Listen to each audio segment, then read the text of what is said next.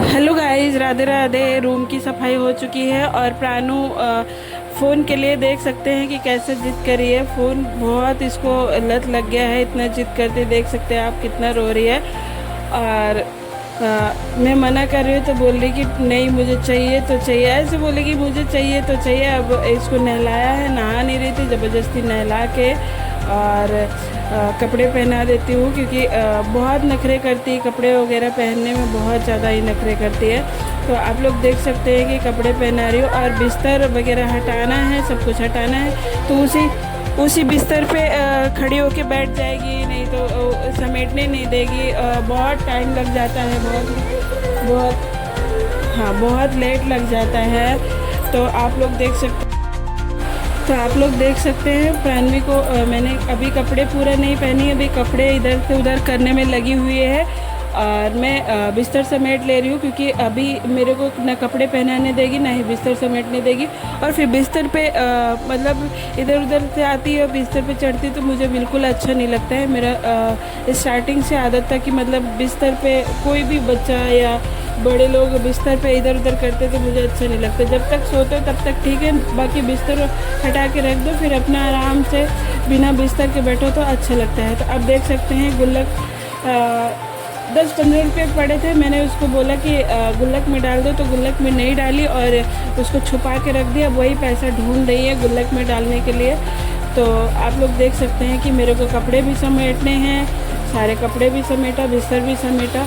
इस छोटे रूम में इतना फैलाव फैल जाता है, इतना फैलाव फैल जाता है कि अगर अकेला इंसान पूरा दिन काम करना चाहे तो एक पल के लिए टाइम नहीं मिलेगा अपने लिए, बिल्कुल भी टाइम नहीं मिलता है। जो भी टाइम मिलता है फिर आधा टाइम इनमें निकल जाता है।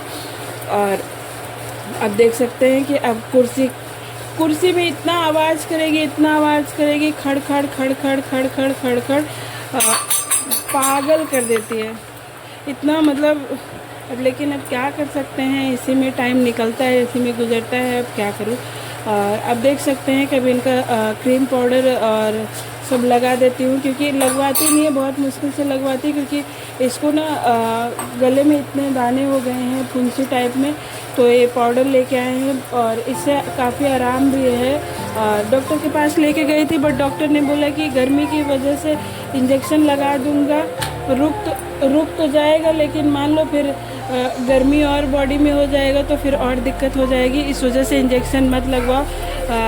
फुंसियाँ वगैरह होना ज़रूरी होती है क्योंकि बड़ी बीमारियों से फुंसी बचाती है बच्चों को क्या बड़ों को भी बचाती है। हाँ अच्छा, 1 मिनट। तो इस वजह से क्या नाम है, फिर दवा नहीं लिया, बाकी थोड़ा सा वही ले लिया था पाउडर वगैरह। तो देख सकते हैं कपड़े पहन चुकी हैं, फ्रॉक नहीं पहनती हैं, फ्रॉक आज काफ़ी टाइम बाद पहनी है। तो देख सकते हैं आज इनको मैंने फ़्रॉक पहनाया है। तो फ्रॉक में कैसी लग रही हैं आप लोग कमेंट में ज़रूर बताइएगा। अब इनको खाना खाना है, जब मेरे पास टाइम नहीं रहता है तो मम्मा के हाथ से खाना होता है और अगर टाइम रहेगा तो बोलेंगी मैं खुद से खा लूँगी। मतलब बच्चों का क्या सीन रहता है कुछ समझ में नहीं आता है। अब मेरे को बोल रही है कि मैं चेयर पे बैठी हूँ, आप मुझे खुद से खिला दो, मेरा हाथ गंदा हो जाएगा। और जब मैं बोलूँगी कि रहने दो तुम्हारा हाथ गंदा हो जाएगा, मैं खिला देती हूँ, तो बोलेंगी नहीं मैं अपने हाथ से खाऊँगी। तो अब मेरे को काम करना है, इतना काम फैला हुआ है, लेकिन मुझे ही खिलाना पड़ेगा। अब क्या कर सकते हैं, बच्चों के आगे ही झुकना पड़ता है। तो अब मैं इनको खाना खिला रही हूँ, आप लोग देख सकते हैं। और कभी इनको चावल खाना होता है, कभी इनको चावल पसंद होता है, कभी नहीं होता है। कभी चावल खाएंगी, कभी इनको रोटी खाना होता है। तो आज इनको चावल नहीं खाना है, चावल मन नहीं कर रहा है, तो आज इनको रोटी खाना है। तो मैं चावल लेके आई हूँ लेकिन चावल नहीं खा रही हूँ, बोल रही सब्जी रोटी खाऊंगी। तो सब्जी रोटी खिला रही हूँ। आप लोग देख सकते हैं कैसे कुर्सी पे स्टाइल में पैर रख के बैठी हूँ। इतना मतलब परेशान करती है कि क्या बताऊँ। बाकी अच्छा भी लगता है, बचपन है, बचपन यही जीवन है। तो ये जीवन ये जो टाइम है ये वापस लौट के तो नहीं आएगा, बट जो बचपन है, अगर बच्चों का बचपन अच्छे से जी ले तो समझ लो पूरी लाइफ जी लिया। और बाकी अपनी तरफ से तो मैं कोई कसर नहीं छोड़ती हूँ, जो बोलती हूँ वो दिलाती हूँ, बट हर चीज़ के लिए ज़िद करती हूँ। हर ज़िद पूरा करना भी बच्चों के लिए हानिकारक होता है, क्योंकि जब ज़िद करे तुरंत ही उनको हाजिर कर दो तो उनको उस चीज़ की वैल्यू नहीं होती है। और तो अगर रोने लगे और तुरंत ही आप उसकी ज़िद पूरी कर दोगी तो उसको लगता है कि मैं रो लूँगी तो मम्मा मेरे को ये सामान दिला देंगी। तो इसलिए हर चीज़ें पूरी भी नहीं करनी चाहिए। तो इस वजह से मैं कुछ चीज़ें हैं कि मैं इग्नोर करती हूँ, कुछ चीज़ें जो लगता है कि ये दिला देना चाहिए तो मैं दिला देती हूँ। और बाकी अब मेरे को बोल रही है कि आप भी लेटो, बट मेरे को इतना काम है, मैं बोली कि मैं लेटूँगी नहीं, तुमको सोना है तुम सो जाओ, मैं काम कर लेती हूँ। तो आप देख सकते हैं कि कपड़े भी पानी बाहर निचोड़ के डालना पड़ता है, फिर पानी हल्का सूख जाता है तो अंदर डालना पड़ता है। और मैं ये प्रेमानंद महाराज की फ़ोटो लेके आई थी दिल्ली से, बहुत मुश्किल से लेके आई क्योंकि कांच का है तो डर लग रहा था कि कहीं टूट ना जाए।